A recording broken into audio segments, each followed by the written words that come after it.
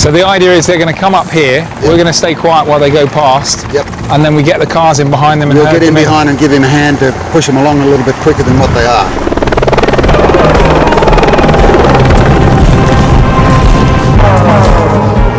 First of all, we had to get everyone up and running.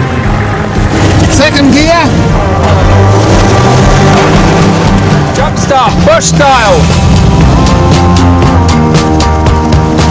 So now we're going after the camels.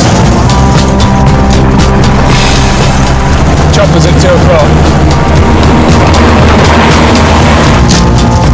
Yeah, what's that? Dead ahead, look. Just ahead. 2, 4, 6, 8, 10, 12, 14, 16, 18, 20, maybe 25 there. 25 camels.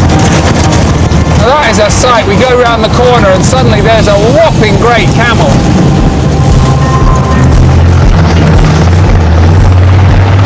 We're just going to let them go until they get up close to the yards before we do any forcing, you know. We'd kept the camels herded together. Now it was time for the trickiest part of the whole roundup. Getting them into the holding pen.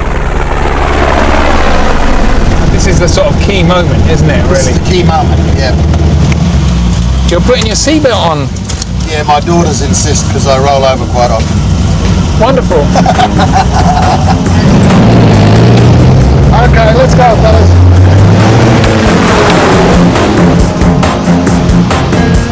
Where are you, Alan? Where are you? Ian's been mustering animals out here for more than 40 years. It's difficult and dangerous.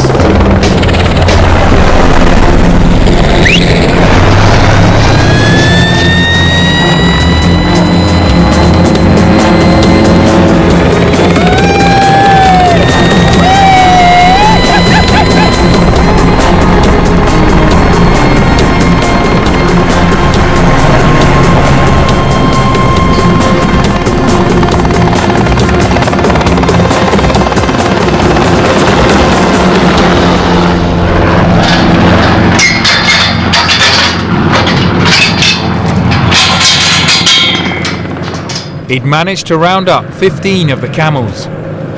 Ian was going to sell them on to the Middle East for their meat. They don't taste any different to beef. You've eaten it, haven't you? I have, yes. Yeah, and so there's no difference between camel and beef. In fact, to a lot of people who live on camel like we do, we prefer it to beef. And so are all the camels that you catch and sell on sold for meat? No, not all of them. Quite a few of them are sold for riding camels, and also for like the Saudis are always interested in them, but they're looking for a specific camel. Like I've got a bloke who wants beauty camels at the moment. Like these bulls are no good. They like the cows because they're thin heads, but the cows have got to have their lips hanging. For what reason, I don't know. It may seem harsh for these camels to be rounded up because they're pretty or to be sold on for meat, but few experts doubt that camel numbers need controlling, and Ian thinks a roundup's more humane than the alternative. They just shoot them and they lay on the ground, that's it. Then nothing is done with them. We don't know whether there's any system of where they might go along and check to see if they're dead or whatever they are. So they might lay there for a few days.